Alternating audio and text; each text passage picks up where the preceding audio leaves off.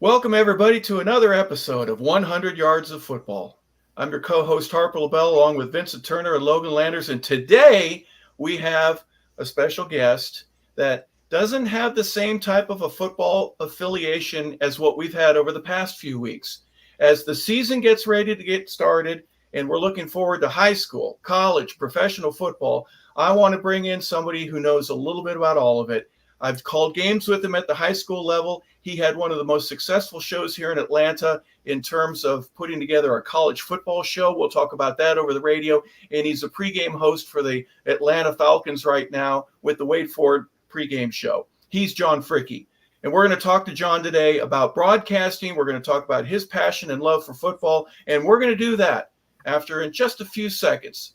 We're going to have a brief introduction. So take it away, Mark. This is 100 Yards of Football. Vincent Turner is joined by his co-host with the co-most, the NFL veteran, decade plus, high-level, high-intellectual analyst, Harper LeBel, are joined by today's special guest by a diverse multimedia veteran in sports, in TV, radio, and digital, with an impressive list of media credentials, beginning in San Diego, California, as the host of the Mighty Sports Show, moving on in his media odyssey as a morning show host on Extra Sports 690 AM. He then transitioned to a sports anchor on TV in the San Diego market at KGTV. He then became the sports director of WRCB TV in Chattanooga, Tennessee, showing his diversity and transitioning back to radio as a news anchor on CNN Radio in Atlanta. He was a sports anchor at CNN from 1980 to 89 and also served on the CNN national desk. Our guest returned to the West Coast to work for Fox Sports as a host and anchor on Fox Sports Radio in Los Angeles. And now you can catch him on 92.9 The Game as a radio sports host. Ladies and gentlemen, please welcome to 100 Yards of Football, giving his analysis, John Fricke. This is the point, John, where we go through the tunnel and the band is playing and everybody's pretty happy. So welcome to the show.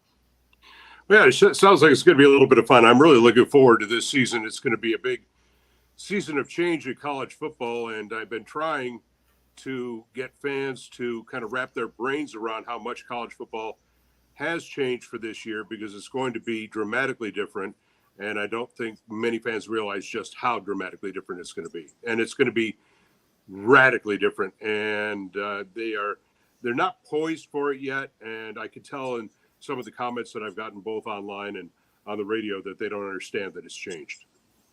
Well, you're hitting all the right buttons with me in terms of how it is changing. I think that, bang, the gun has gone off.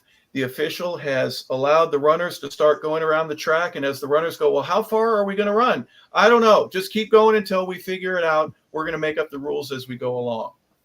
Any sense of that with you?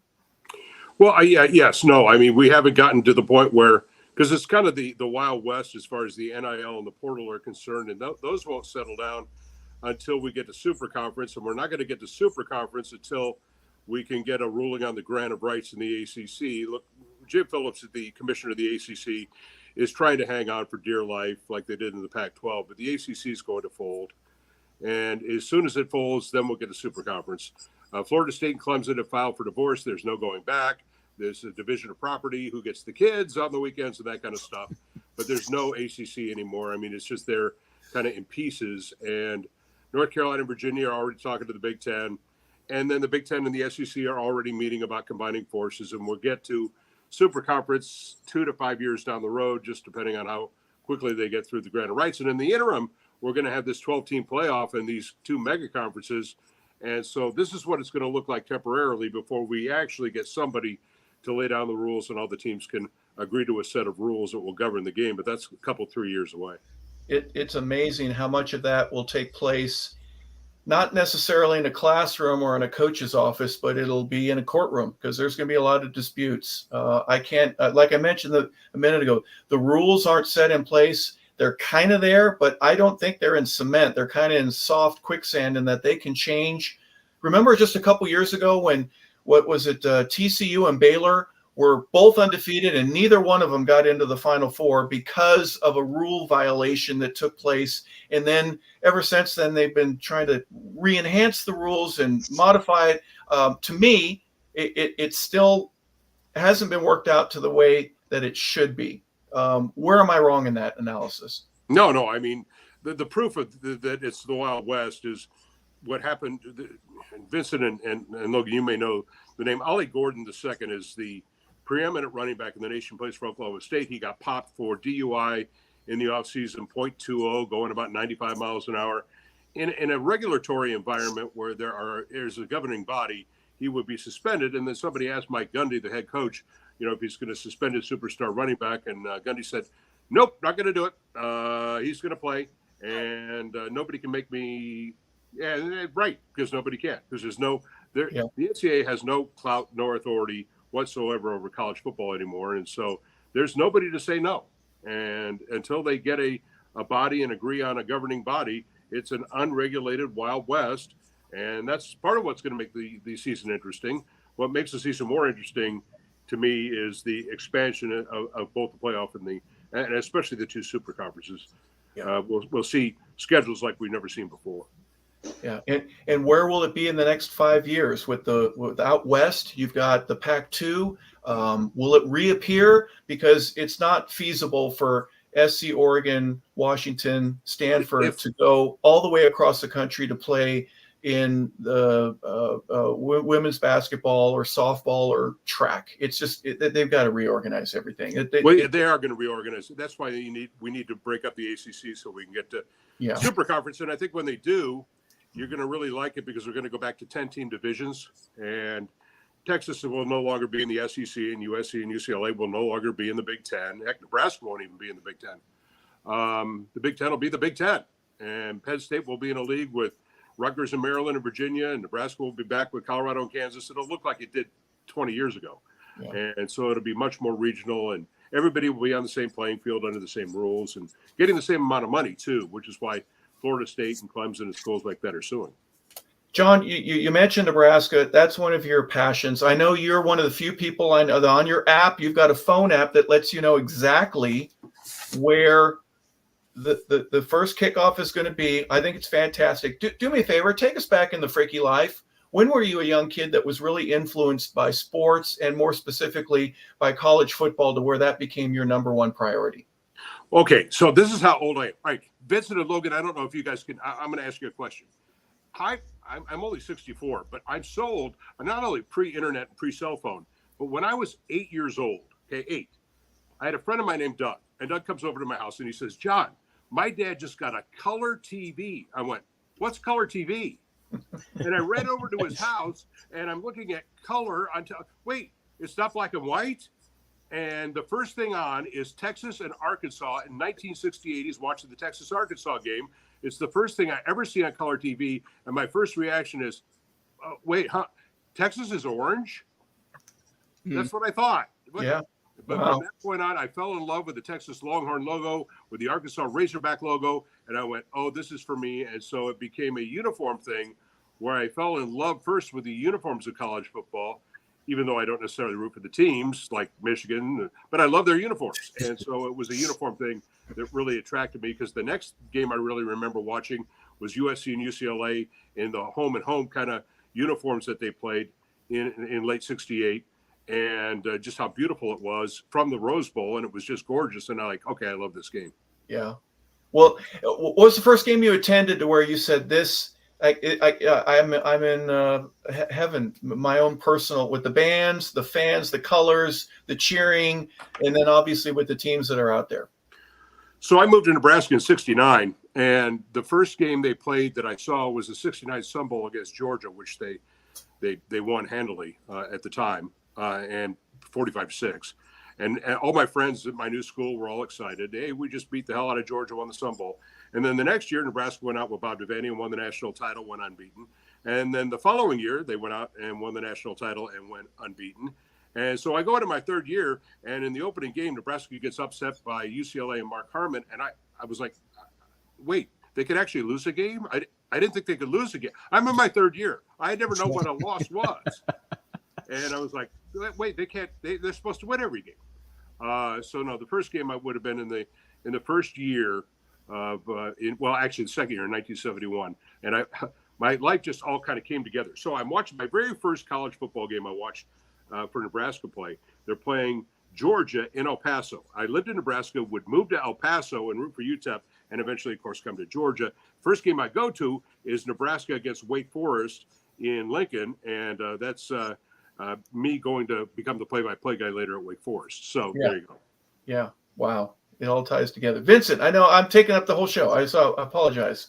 No, it's no worries, no problems. Mr. Fricke, you 64 years old. I'm 64, born July 17th, 1960. It's good that you're bringing up memories because you brought up a great memory. That 69 Texas and Arkansas game. That's the game that President Richard Nixon flew in on the helicopter. And that's the game that Texas won 15-14. And James Street, who won the best wishbone quarterbacks that ever played, was running that ball for Texas and hit that 46-yard touchdown. And that Arkansas team had Chuck Dykes as a receiver. But I want to ask you about, since you kind of set the table for us today, man, tell us about your time as a little guy. You're in Nebraska in that 71 team with Johnny Rodgers, Jerry Taggart, Bill Kennedy, Willie Harper, Rich Glover. And then what was it like also to be rooting for Nebraska in the early 80s when they had I.M. Hill, Jarvis Redwine, David Hume? I'm going to let you have the floor, Mr. Fricke. Well, Tom Osborne had a great quote one time before he won his first national title at the Orange Bowl when he beat Miami. And somebody asked him what the hardest part of his job was. And he said, the hardest part of my job is convincing the people of the state of Nebraska that 10-1 is not a losing season. Yes, sir. And so, boy, do I wish we could go back to those days, huh? I know, we're just very spoiled. Sort of as a Braves fan, and for as long as I've been a Braves fan here, 50 years, and for a Nebraska fan, when you have that kind of success for that sustained amount of time, you realize that there are a lot of fans out there from a lot of teams, a lot of places. Of course, I did play-by-play at 3 schools, at Chattanooga, at Wake Forest, and at San Diego State, because the Aztecs didn't get really good at basketball with Steve Fisher until after I left, because that was right before Kawhi. And so when you don't have a whole lot of success for an extended period of time, like, say, for example, we Falcons fans, it can be frustrating. And so I feel very blessed to have been in my fandom in my life, have been a fan of a baseball team and a college football team that, has won as many titles and has done as well as it has. Logan? Yes, sir, Mr. Fricke. Let's keep it on the Nebraska train right now. They just announced as of today that, as yourself, as Harper knows, highly talented former Buford Wolves quarterback Dylan Raiola, he's going to be their starting quarterback for the year. So how do you think he can get this team back on track out there in Nebraska? Well, yeah, I mean, why they felt they had to announce it is if there was a. It's just official now. It's official. We all knew it was going to be. I mean, it's like, yeah, well, of course. I mean, I guess you have to officially announce something that's obvious. I try to caution my fandom with my my analysis. For example, my analysis is that Carson Beck is the best quarterback in the country. My analysis is that Georgia has the best team in the country. That Ohio State's got the most talent in the Big Ten, though I worry a little bit about Will Howard at quarterback, things of that nature. So the college football analyst in me, and really kind of wants to temper some of the Nebraska enthusiasm. But there are a lot of reasons to believe that the Huskers can win 8 or 9 games this year. They've got a really good team, got a great defense, have maybe the best defensive coordinator in the country in Tony White. I think Matt Rule is a really good coach. We've seen his track record, and I think, unless I'm wrong, before he leaves Lincoln, Dylan Raiola will win the Heisman, and he will be a top 3 pick. He is a special cat. He and Pat Mahomes are very close. They work out together. They have the same coach, the same personal coach, and he has all the qualities of Pat Mahomes. And watching him in the spring game, I said, okay, the only other quarterback I've ever seen at Nebraska where I saw him for the first time and went, wow, was Tommy Frazier. He's the only other one that I ever said, wow. And I said that about Dylan Raiola. Said. Harper, over to you. That's interesting. The picture right there, that is Patrick Mahomes. I mean, that's exactly what he looks like. Well, he's John, also wearing not only Mahomes' number, but Tommy Frazier's number. No, yeah, only he could pull that off. You know, it's not retired, but you wear 15 at Nebraska, yeah, you better be good. Well, speaking of good at Nebraska, and I had the great fortune of playing my second year in the league with Dave Remington. They named the trophy after him.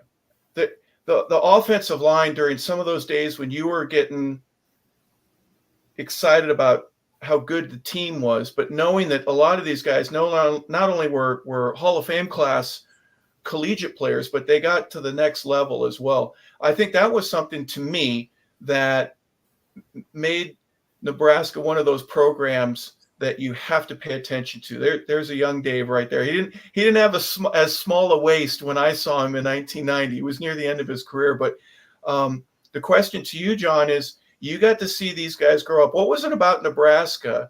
I think the fans, it's such a clean town. It's amazing how beautiful Lincoln is, at least in my opinion.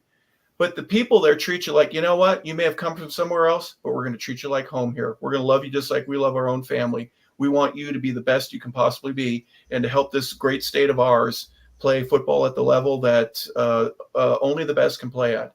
Where am I wrong in that analysis? Well, I don't know that you're wrong, but I think a lot of places can say that too. I mean, I've traveled. I've been over 85 college stadiums and plenty of college towns. And my favorite college town to go to, my favorite town and college atmosphere is State College, Pennsylvania, which I think is just, if I had to go to school somewhere, I probably would have gone there. It's just, I love State College. But the thing is with the program, it's like anything else. Look, college football, college basketball is about the coaches. If you get the right coach, you're going to be fine. Georgia has the right head coach. Alabama got the right head coach, Nick Saban. Nebraska had the right head coaches. They had two Hall of Famers, Bob Devaney and Tom Osborne. They did not have the right coach in Bill Callahan, and you saw the difference. So It doesn't matter who you are. Look, the fact of the matter is, if Urban Meyer, you could hate him as much as you want. If Urban Meyer went to Vanderbilt get good pretty quick. Yeah. So it's really about the head coach and about that's why Arkansas paid all the money to get John Calipari. It's about the head coach. Whether you like the guy or not, that's how college sports still works to this day, because you want to go play for that guy at that school. And that's been true since John Wooden took over at UCLA.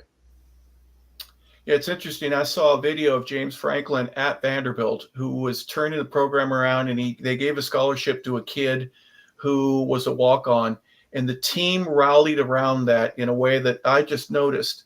That's special, what they're doing there. Well, Penn State obviously noticed that, and they're trying to replicate that as well. It's an interesting comment. But going back to your first observations, once you start working, you're a broadcaster, you got a mic in your hand. What was it like, and how was that different for you than being a fan? Is now I got to interview this guy. I got to ask him some tough questions every now and then, and I got to listen to him go through all the fluff and try to figure out what they're saying. How did you help break that down?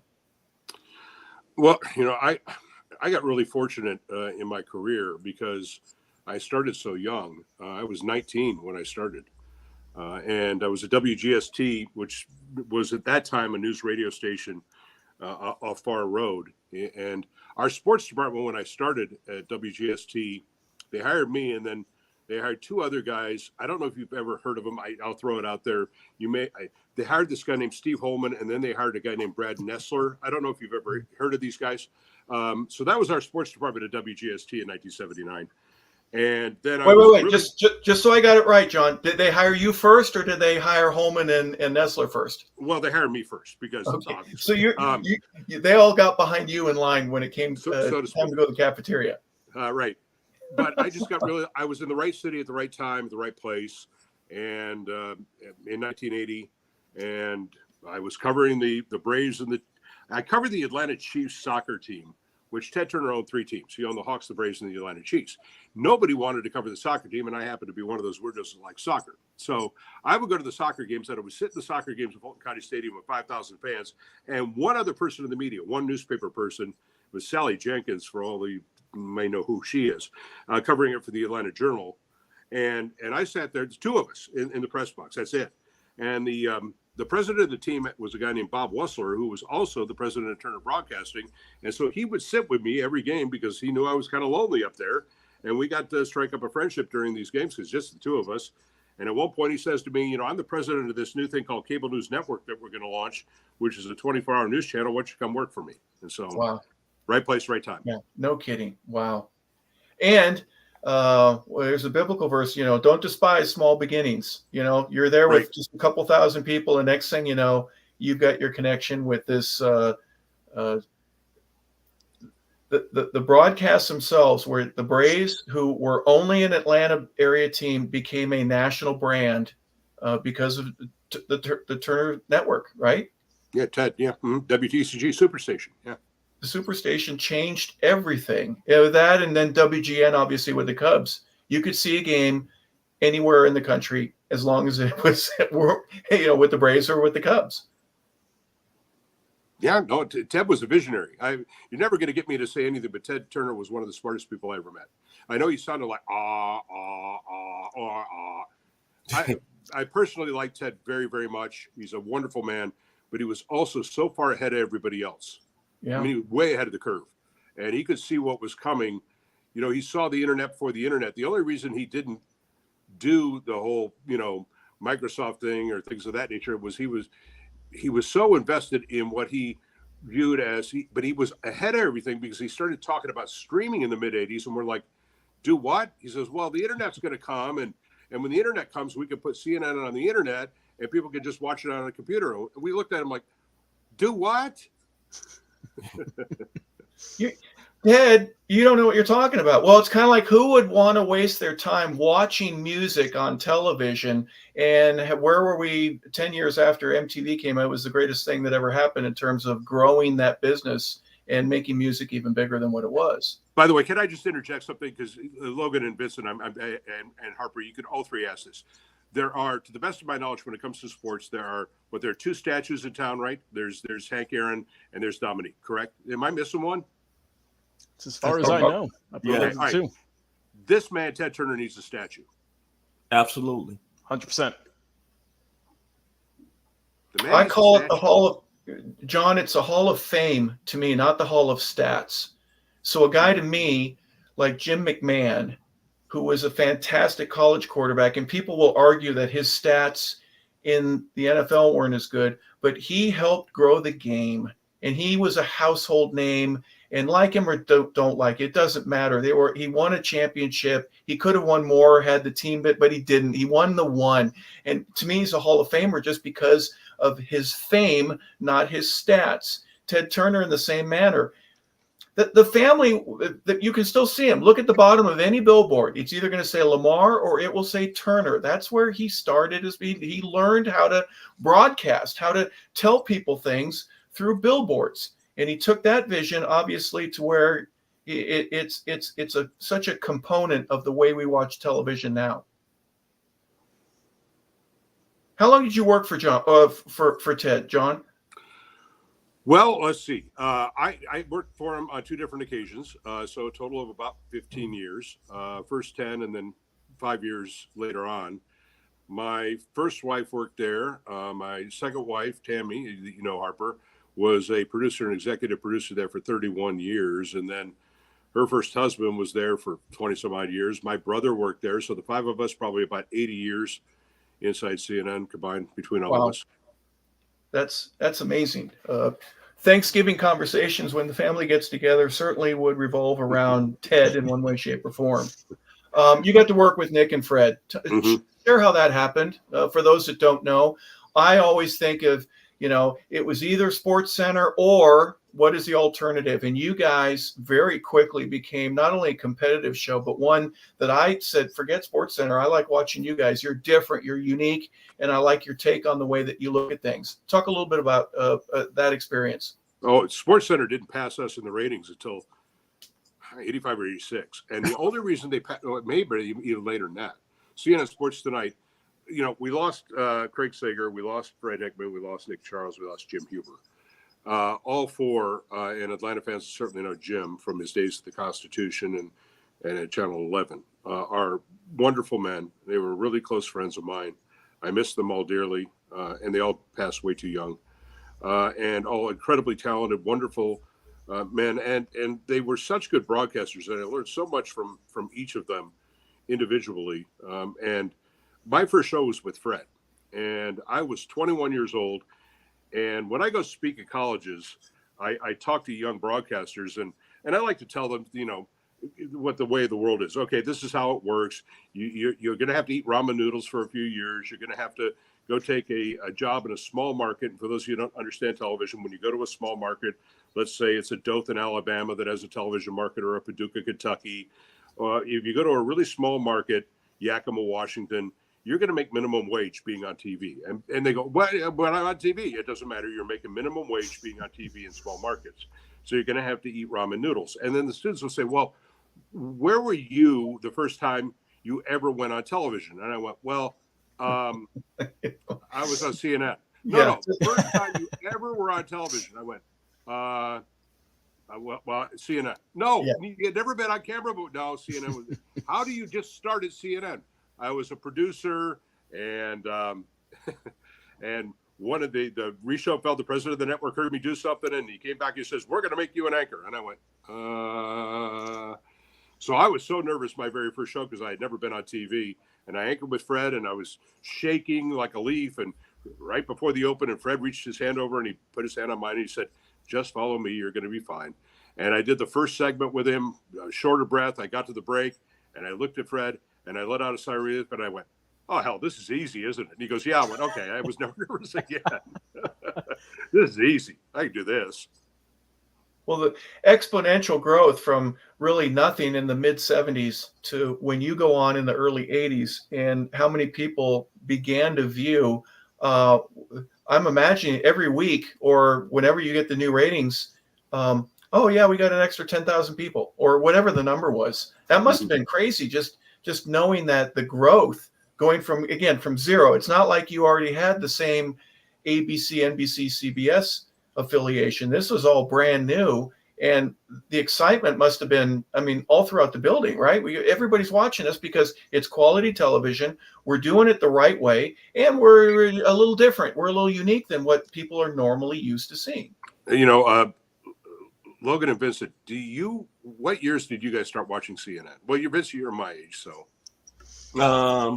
I would say probably 88, the CNN late night sports show. For me, it's probably 2013.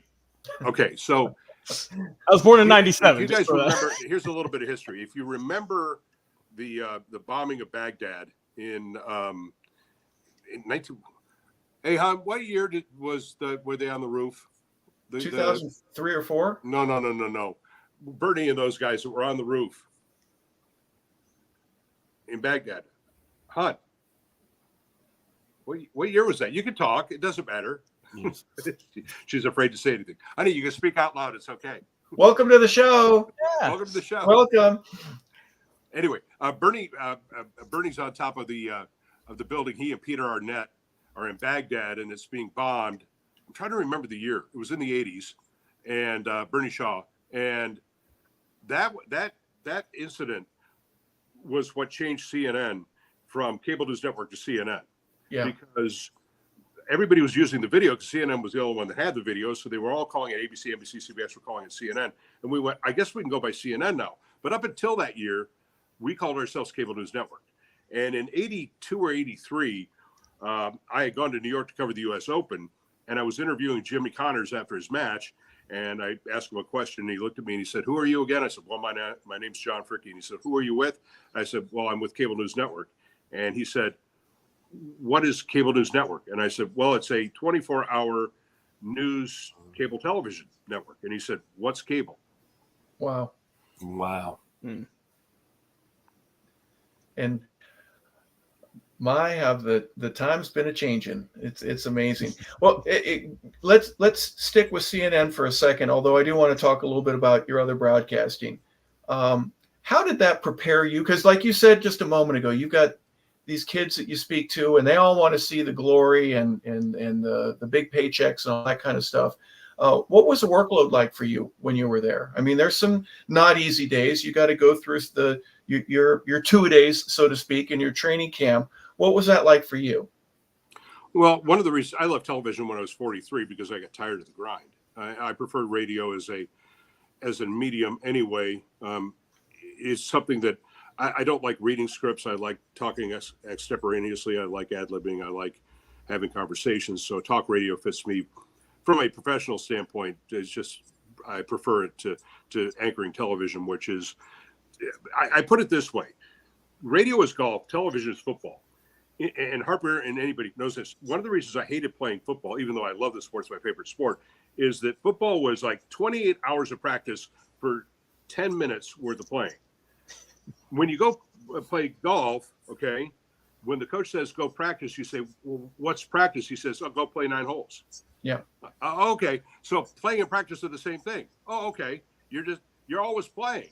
And there's no practice. I mean, you can be on the range hitting balls. That's still playing. So radio's playing because you do prep work, but once you get on the air, boom, you're just going. All television is prep work. It's like 12 hours of prep work for 3 minutes of airtime. And so it's just nothing but prep. And so 90%, 95% of your time in television is spent off air. 95% of radio, you're spent on air. And so I wanted to be on the air. So I liked it as a medium far better. Television's a lot of 12-hour days, a lot of 15-hour days. In the fall, I would work 6 months in a row, nonstop, because of football season. You do Monday through Friday, then you got to cover the colleges on Saturday, high schools on Friday, NFL team on Sunday. You're traveling all the time. There's a lot of great things about television. Offer me a lot of great things, especially national television, because I got to do so many things and see so many great experiences. And I tell this to people getting into business. Look, don't get into business for money. Get into the business for fame, because who cares really when it boils down to, all right, you're on television, who cares? Big deal. Get into it for the experience, because now that I look back, the things that I remember are not, oh, I anchored here, I anchored at Fox, I anchored at CNN, I was on, ESPN doing this or any of those things. What I remember and what I cherish and value are the experiences of the things that I was witness to and part of and there for. And to be there, I've answered the question many times. I'll answer it here again. If you say, okay, what are the top few things X, Y, Z that you were ever there for? When I ran down after they opened up in '92 against Pittsburgh, and they opened up we were behind the wall. They opened up the right field wall, and the horses take off. There's some poor soul, and his job is to make sure that the media, like me, don't move. He's got one dude with the yellow jacket on, the yellow blazer, and he looks at like 100 media people with cameras, and he holds his hands up and he goes, "Stop!" And we all look at him like, "Yeah, no." And we all just take off down the first base line. We're running like crazy. I'm running with my photographer. I get to home plate. The Braves are still on, and I run around the home plate, and Sid Bream is lying on his back down on the ground, and I grabbed the microphone and I stuck it in his face, and I said, "Sid," and Sid looks at me because Sid is crying with laughter. I said, I thought that was funny. I said, "Why are you laughing?" He said, "I can't believe I made it." He barely gets. He barely touches the plate, and you're there with a microphone in his head. The dust hasn't even settled yet. That's pretty cool. He's still lying on his back on home plate. He says, Yeah. "I can't believe I made it." And Yeah, he only made it because Barry Bonds made a bad throw. Yes, he did. Mhm. Yeah. And hey, was there a time when you first started that you kind of got to pinch yourself and I go, I can't believe I'm doing this. I'm here, and all my friends are either watching or something like that. No, there was, because I was freaked out only one time in my entire career. I was really young. I started anchoring at 21, and about 6 months in, I was just doing like the overnight show, which didn't bother me that much. It was like the 2 a.m. show when I first started, and I would do what they call cut-ins, which are these little 2-minute sportscasts you would do on a Saturday or Sunday. And so I wasn't doing a whole lot. I was sort of cut my teeth on those kind of shows. And one Sunday, we had a big hour-long Sunday show, and one of the anchors called in sick. And so they said, "Hey, you have to do this show with this other anchor who was even less experienced than me." And the first half of the show, first half hour of the show at 7 o'clock was a straight sports show with highlights and scores. And the second half was an interview. So we did the first half, and I'm not, oh, pardon me, almost lost my thing there. I'm not thinking anything about it. And then there's a live guest. And I didn't even think to ask who the live guest was or prepare for the live guest. And they set up the live guest thing. And so we end up the first half hour, and the producer grabs me and says, "You got to go over there and do the the interview. Here are the questions. And I walk over to do the interview. I've never done a live interview with anybody before, and it's Red Auerbach. Oh, wow. Ooh. With the cigar. I was like, that's the only time I ever kind of like really got nervous. Because I've got Did he call you kid? Red Auerbach on national TV, and I'm not prepared. I didn't even know he was in the building until he walks in with his cigar. Did he call you kid, or did he say anything to make him think like, I'm Red remember. Auerbach, and I you're was just trying to get through the darn thing. I have no idea, you know. I probably say stupid stuff like Dave Collins was a really good player, huh? or a Chris Farley moment. Hey, do you remember that time Paul McCartney when you did? Vincent, take it from here. Well, I only have one small question for Mr. Fricke. Tell us about your time when you was in that eastern town in East Tennessee, Chattanooga, and your relationships with Mac McCartney, who's the head basketball coach at Chattanooga. But most of all, when I was doing my research information, tell us about the young Terrell Owens that was playing basketball and football for UTC. Well, you know, Terrell and I have gone back and forth on this on a couple of things. So, yeah, Chattanooga had a great basketball program. They went to the NCAA tournament just about every year, and they would win the Southern Conference. And T.O. was part of a couple of those teams. And T.O. used to always say, I'm going to be, an NBA player. And he would have been an NBA player. He could play. I mean, he's 6'4". He could jump out of the gym. He could rebound. He could play defense. Obviously, he was lightning fast. He had all the things. The only problem with T.O. is he couldn't shoot a damn lick. and I used to kid him. I used to say, he'd be out there at practice. I would say, T.O., I can shoot better than you. And he was like, no, you can't. So I challenged him one day. He says he doesn't remember it. I'm like, okay. I said, all right, 2 shots from the corner.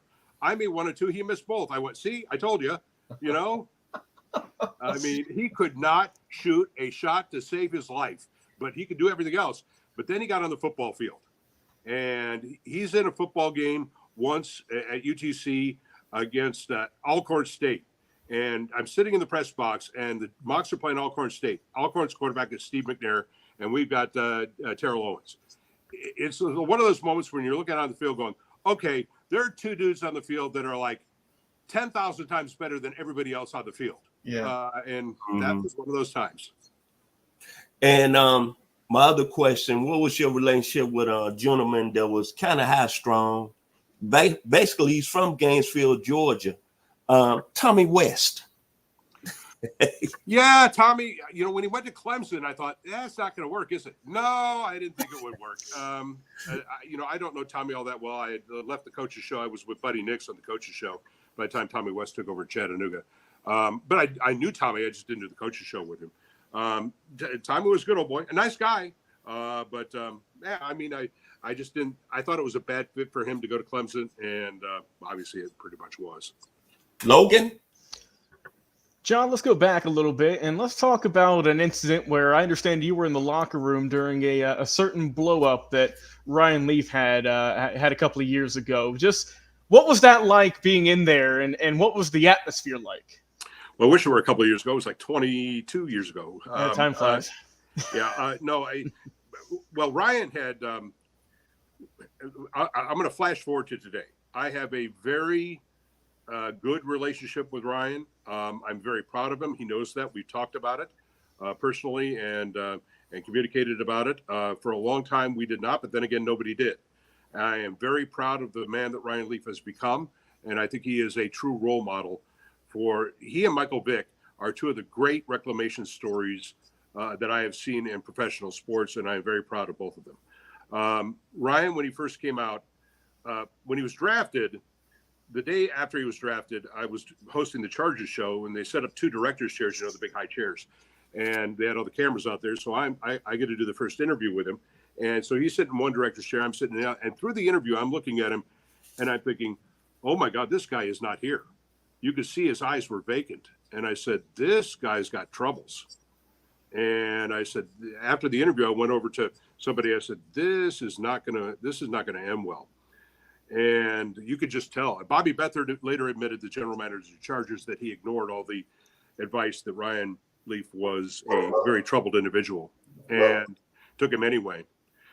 So they go to now he's already had a few incidents already. You got the screen match with one of the trainers. He had gotten to a screaming match with one of the fans, the media. We were all assembled around his locker. He was sitting in his locker naked, fully naked, in front of all the reporters, including a number of women who were trying not to look. And he says, "I'm only going to talk to you when I get dressed." And he refused to get dressed. And so eventually, and then we had a couple of the players that were walking behind the media, Chargers players, like in their hands, and they were I don't want to curse on the air, but they're calling him a name, A blank, A blank, A blank, A blank. I mean, these are his teammates.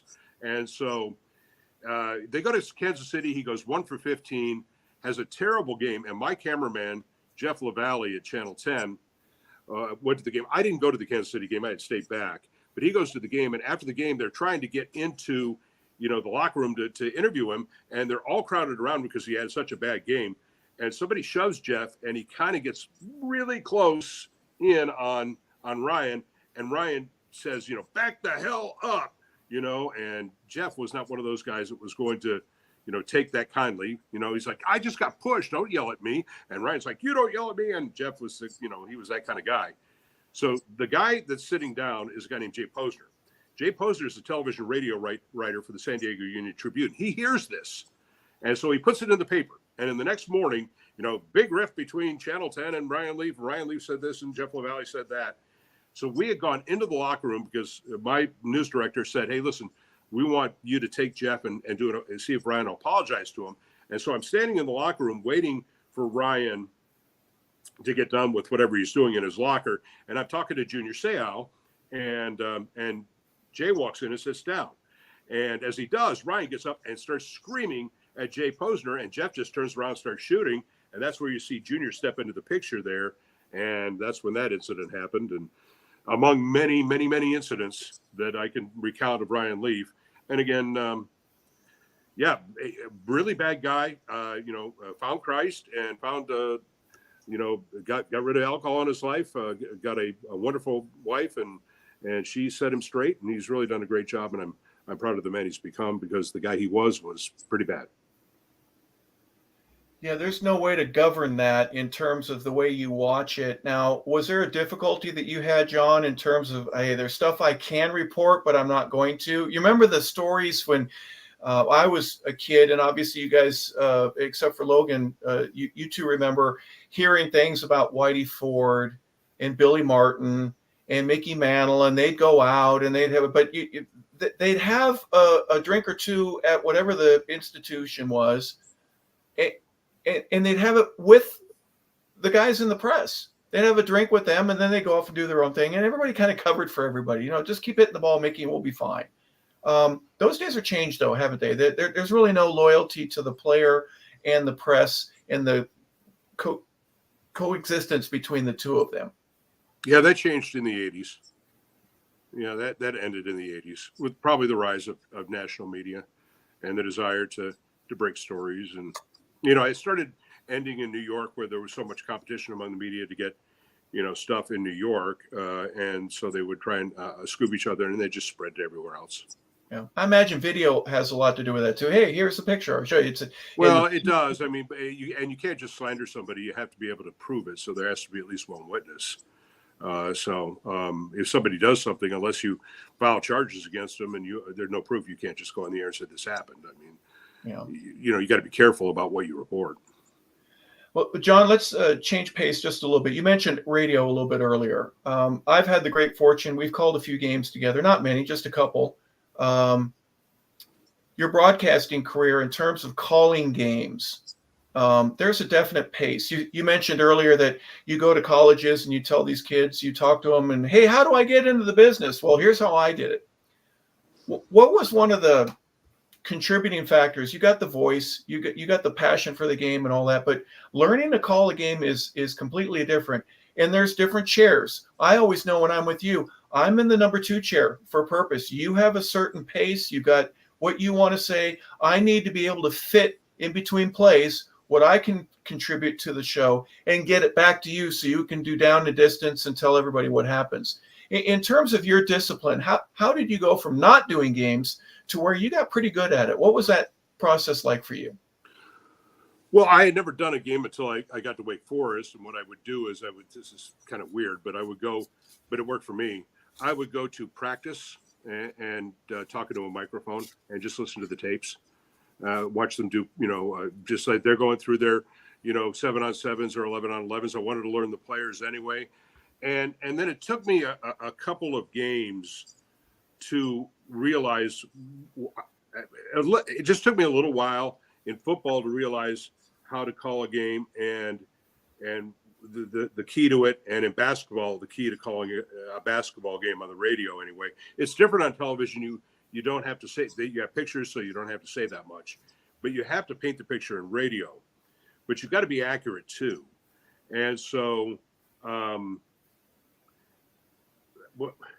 when you're calling football, you have to, the trick is to learn to trail the play. In other words, let the play happen and then call it. So if there's a pass downfield, you don't want to call caught as it's being caught. You want to let the ball be caught, let the player take a couple of steps, make sure the ball is caught and not dropped, because you'll see guys catch the ball and you don't want to say caught, and dropped. You don't want to do that. You want to make sure that you drag the play by about a second and a half to make sure that the play is completed. Then you can call it. It's like when you call an extra point, I wait not for the ball to go through, as you know. I wait for the official to step up and signal good or not good, and then I'll call it. Because you want to make sure that you can drag the play. It's more important to be right. In basketball, the real key is to not overcall the game. Way too many young broadcasters overcall the game.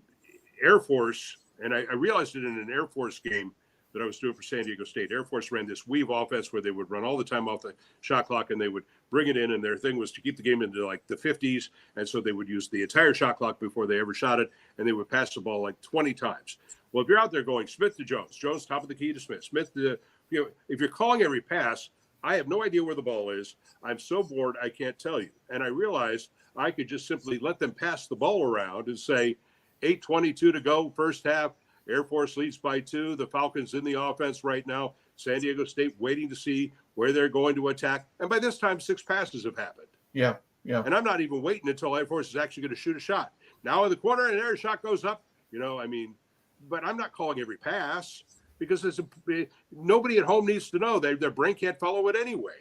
And so, you just don't overcall. Young broadcasters make 2 mistakes. 1, they don't drag the play, and 2, they overcall the play. Allow the play to happen, and don't overcall it. And if you do those 2 things, you're going to be fine. I've also found, now I've worked with you before, that dragging the play and letting it happen, that gives me time as a spotter to find, hey, that catch was made by number 14, Jones, and then I can get that information to you if you don't know it, because Jones just came into the ball game, and it allows for a better picture to be painted instead of, the ball's caught and the player, the guy, whatever, runs out and he's tackled at the 15-yard line. Isn't it better for you to have that ability to draw in more information?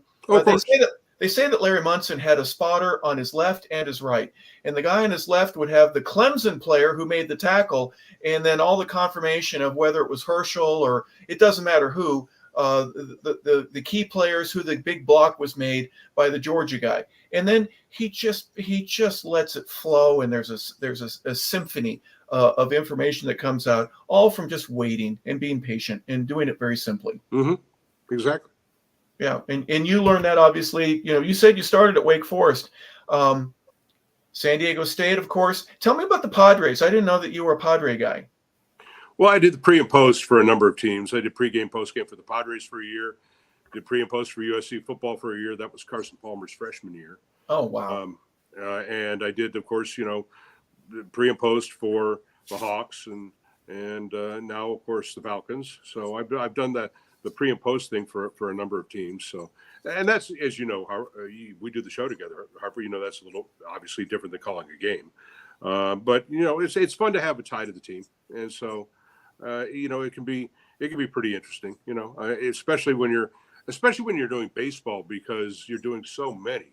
I mean, you're doing 162 of them, and I did them with 2 characters, Tim Flannery and Randy Jones, and they were characters. Yeah. Well, before we get back, we started the show with college football. We're going to finish with a little bit of that. college football and your Saturday show here locally on 92.9, that kind of set the pace for you. To me, I had been on the air very, very, very briefly, about a month after it went from being Dave FM to 92.9 during that switch. I think it was October. So I was on in November. And you and Hugh Douglas had a Saturday show, the Saturday college football show.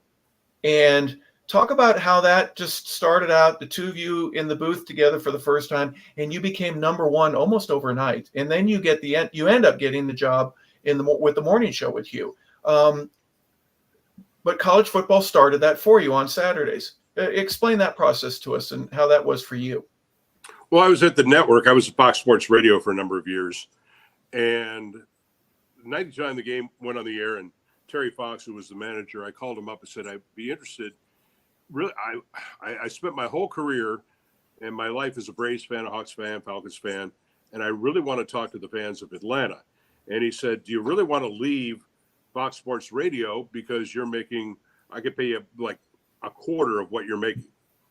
And I said, you know what, I'll take it on the fly because I think that I can end up doing, either afternoon or morning drive. And he said, I think I can create a slot for you when we get an opening, but it might take a little bit of time. I said, I'll still get it.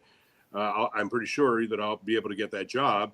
And he says, we had a kind of a handshake, verbal handshake that I would get a crack at it at some point.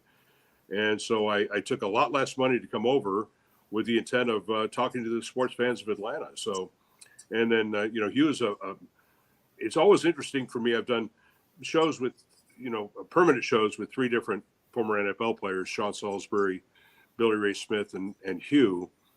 And when you have a player on there, and I wasn't obviously a player, it allows you to take the audience into a place that I can't take them. And so that's a really good thing. You can go, I could take you inside the locker room with interviews and what I see in the locker room, but I can't take you inside the mindset of what it's like to be a professional player who's, trying to either make a team or feed his family or, balance the work and life and deal with the injuries and the hurt and having to deal with, fame and travel and all those kind of things that, things that we don't even think about. We tend to look at professional athletes and think they work like 3 hours on a Sunday or something. And Harper, of course, that too. You were a professional athlete as well. So you could take me to a place I can't go. And I can't offer that because I never did it. One of the things I appreciated about listening to you, now oftentimes you'd have different points of view. You didn't always agree on everything. And sometimes that makes for great radio. But one of your disciplines that I would imagine is another thing that you teach people in terms of following the play and, don't say too much is, and I say this respectfully, John, you know when to shut up or not talk. You let you never step on anybody else. I've never heard you do it. And I so value that. And I feel bad when I step on you, like during our broadcast that we had just last week. I'm saying something and you're talking. I know that's hard on the listeners, but the patience that you have you may have heard it 1,000 times from some of us, but you act like it's still the first time. Talk a little bit about what other disciplines that you have taken over that you may have learned when you were a kid. Mom and dad may have taught you that, but it carries over even to what you're doing today. Well, yeah, I think listening is a skill that you have to develop. I don't know that I was taught at an early age. I think I had to develop it. What I'm doing right now, and you'll see me in this pose a lot, not only is it comfortable for me, but when I teach broadcasting, I tell young broadcasters, Vincent and Logan, to take their right hand, and put it right here underneath your chin, and now you'll hear it reverberate into your hand, and you'll hear it echo into you. Go ahead and talk. You'll hear it reverberate through your forearm and into your testing. Yep. Testing. Yep. It's a great way for you to regulate and you'll hear that if you start talking like this when nobody can see you, especially, you can't do it on television, but in radio, it's a way to really get a good sense of the vibration and tone, the tonal aspect of your voice, which allows you to continue without having to pitch too much. One of the other things I'll tell young broadcasters is when they're first out there is I try and take them up a chart. Let's see if I can do this right. Okay, so let's say your excitement level is here, right? And I go, you got to give me a little bit more energy, right? A little bit more. And I said, no, okay, let's go all the way up here. All right, guys, you know what? We're trying to sell you a Rocco thing. Hey, how you doing? Let's bring that Rocco thing down. Bring it down. Now let's bring that Rocco thing down to here. Okay, now we found a good spot. It's easier to go down than it is to go up. Because if you go up, you probably pass it. So it's easier to start at the top, and then you start to bring yourself down. Now you're going to find your voice. So you get your pace, and you get your voice, and they intersect, and that's who you are. Tips of the Trade by John Fricke. How about that? And all of them are applicable because it works for everybody. It's just something that you learned over those years. Vincent. My final question, since you're a diehard Atlanta fan, I'm going to get right to the point, Mr. Fricke. What the Falcons going to do this year? Are they going to win the division? Are they a Super Bowl caliber team with the 2 acquisitions they made this past week? And as far as college football, is the Georgia Bulldogs the consensus #1 team in the country? Well, I mean, to answer the second question, yes. Georgia's the best team on paper in the country. I'm trying to caution these. And today I put up on my Twitter, on my X, and on my Facebook, which is just, by the way, at my other way, my name there, that way, no, that other way. It's all turned around. My name there, at John Fricke or John Fricke on the Facebook. You'll see my picks for the college football, 12 teams of the college football playoffs, and I end up with 2 teams in the national title game.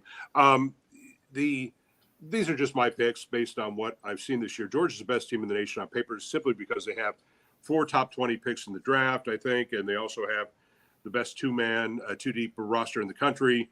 I also am a believer in the fact that this program has reached a comfort level of being at that height and the expectation level that goes along with it.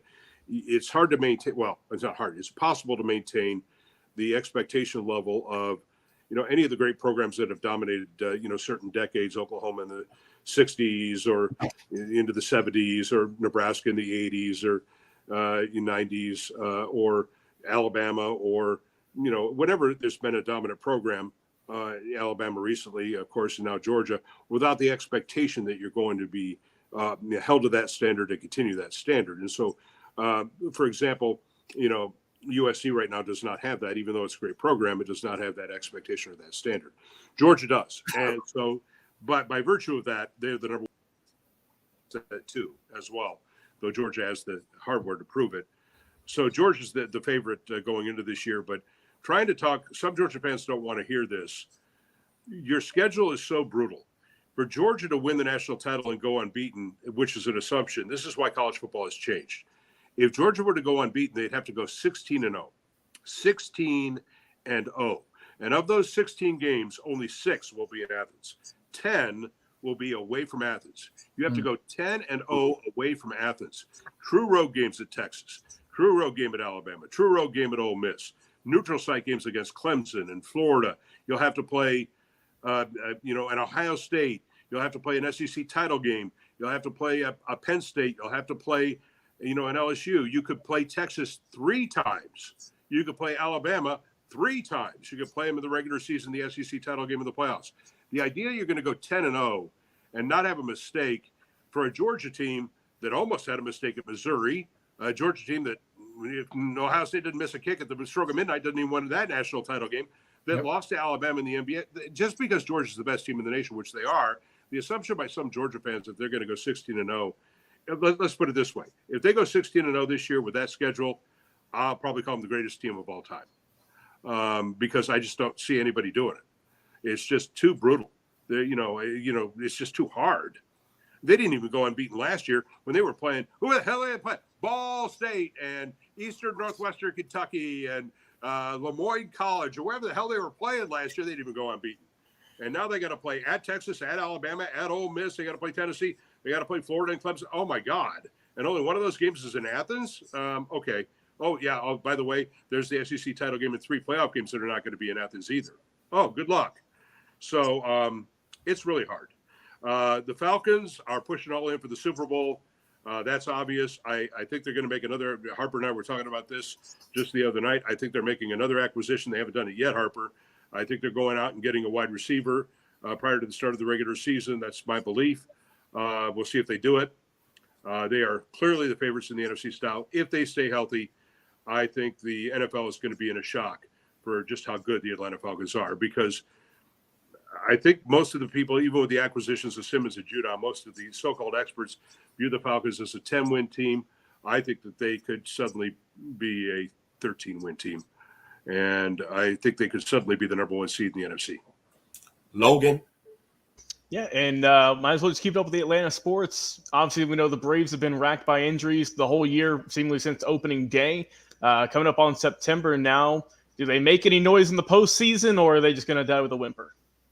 Well, I mean, does it really matter? I mean, in this regard, and that's not a negative. Look, I got a new nickname. They're the sort of Braves, okay? And so the sort of Braves, if the sort of Braves do anything, look, if Brian Snitker gets the sort of Braves to the playoffs, and how many games? All right, they had the greatest team in baseball last year, right, Logan? Mm-hmm. Yep, great right? team. How many playoff games did they win? Less said about that, the better, I think. One. So if the sort of Braves make the playoffs and win more than one playoff game, I don't want to hear no more about Brian Snitker. He took the sort of Braves to 2 playoff wins, even if he doesn't win a series. Oh, my God, how do you get that team? Wait, I got a team to the playoffs. Who was your third baseman? Zach Short. What? Huh? Hey, you mean the dude that likes to take pop flies off the dome? The dude that likes to throw Marcus Mariota hand grenades from short right to short left? That dude? You made the playoffs? Yes, that was me. Yeah, you took Whit Merrifield, and who the hell else do we have on this team for, I don't know, a hot minute? They just picked up Urshela. Yeah, right. I mean, and you used to be Eddie Rosario, and oh my God, I don't know what else. I mean, oh wow. I mean, it's it'll be a hell of a job if he gets them there. So, look, I think it's all gravy for the sort of Braves. If they make the playoffs, I think it'll be fun. And watch what they'll do, Logan. They'll make the playoffs and they'll make a run. They won't win the World Series, but they'll win the wild card, and suddenly they'll be up 3-2 in the division round. And I mean, they'll do something for no stupid reason than because they just will. Anything can happen. Harper, back to you. Well, John, you didn't mention pearl necklaces and Jock Peterson coming in to come in and waddle his way around after hitting a 8th inning home run. But it brings up an interesting point. John, are we in a really unique time here in Atlanta sports? You mentioned Georgia and the success that they had. I think the Falcons, like you, this could be a very special year. If everyone stays healthy, I would be embarrassed if we didn't win 10, 11, 12, 13 games in the regular season and host a playoff game or two. The Braves have had great success over the years. There's been times where this has been the armpit of professional sports. We're in a pretty good time here in Atlanta for collegiate, pro, men's, women's. There's some really cool stuff going on here in Atlanta, isn't there? Oh, yeah. A lot. I mean, and you're seeing it kind of through and through.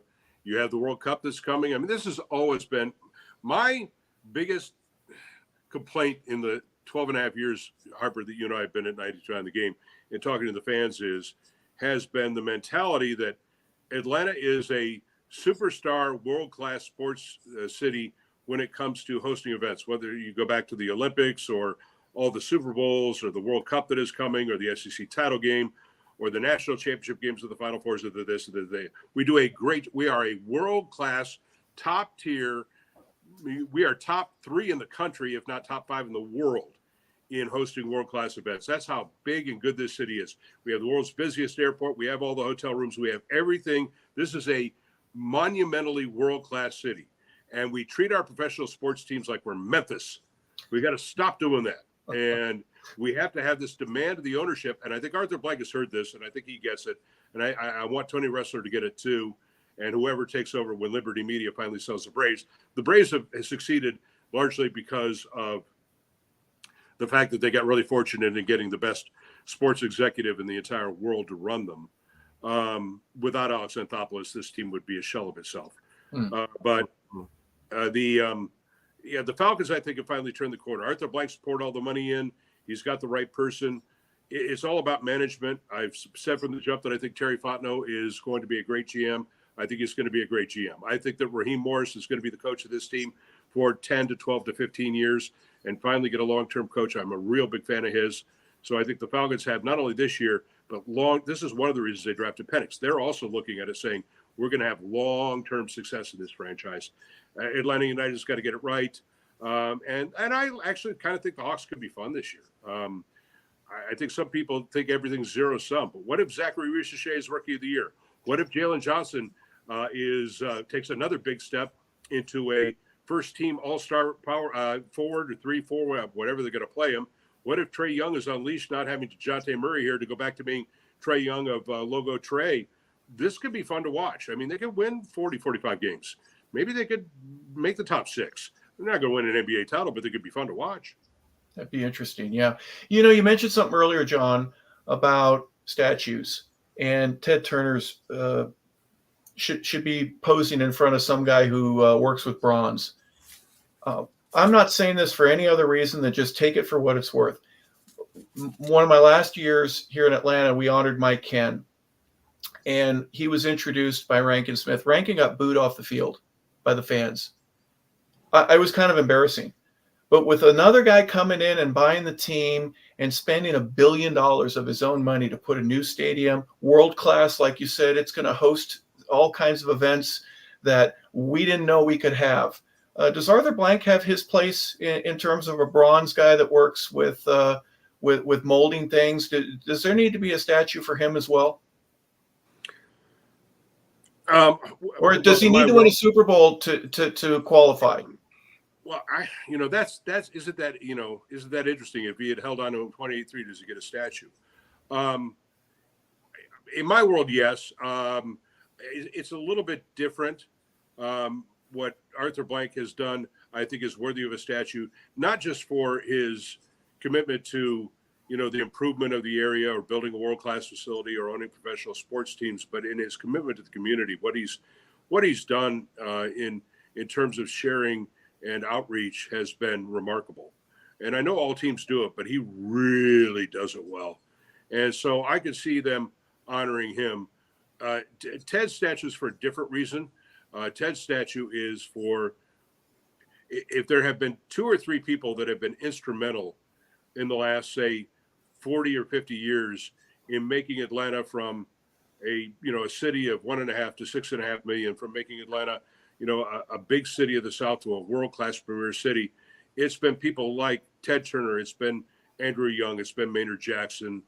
To some degree lately, I guess there have been other people in other walks of life that, I certainly am going to be loath to not mention here, but I'm not in the arts community, so that they can certainly fill me in on other people that could be part of that. I mean, certainly the Woodruff family, for example, and the Cox family. But, there are certain people that have been instrumental in elevating the brand of Atlanta, but nobody elevated the brand of Atlanta like Ted. Nobody. He elevated the brand of Atlanta like nobody else. And for that alone, that's why I think, he was selling CNN, but he was also selling Atlanta at the same time. And I don't know, how much money did he bring into this town by putting that team on TV? Oh my God. Oh my God.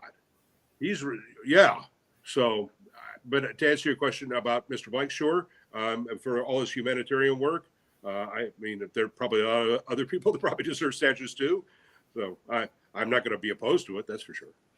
Well, I know Atlanta still in some ways considers itself to be a small market, but we're not. We've grown in. You just mentioned the 6.5 million. I think there's more than that, especially if you include the surrounding counties.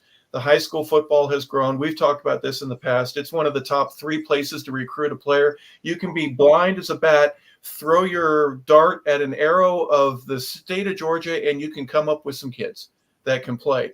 It's competitive. It's grown. We're the number 8 market TV-wise, and we need to start thinking like that in the future. Gentlemen, any final thoughts with John? Thank you, sir, for coming on 100 Yards of Football. And I learned a lot of things about broadcasting today that I did not know at 64 years old. It's a blessing to have you on today, Mr. Fricke. Not a problem. Not a problem. Absolute honor, sir. And like we said, we're going to be putting these to use in everyday videos from here on out. John, thank you for joining us today. What a pleasure. We learned a little bit about you, obviously your passion for football. We've also learned a little bit about the business of sports and broadcasting and television, and you were a part of that in so many different ways. Not necessarily a pioneer, but you went along for the ride. So thank you, John, for spending some of your afternoon with us today. Always, Harper. Thanks, Logan. Thanks, Vincent. Thank you. Well, guys, we appreciate John Fricke for being our guest here today on 100 Yards of Football. We've had some great episodes over the last couple of months, and we're glad that you have wanted to participate with us. We appreciate it. Please like and subscribe accordingly, and we're going to send you out here with Annalie. What is her name again? I can't even remember. Lana Myers. Myers, yes. A little Southern song that we'll talk a little bit about our love here for the Deep South, and John was certainly a part of it. Have a great day, everybody. Thank you for attending another session of 100 Yards of Football. We appreciate it.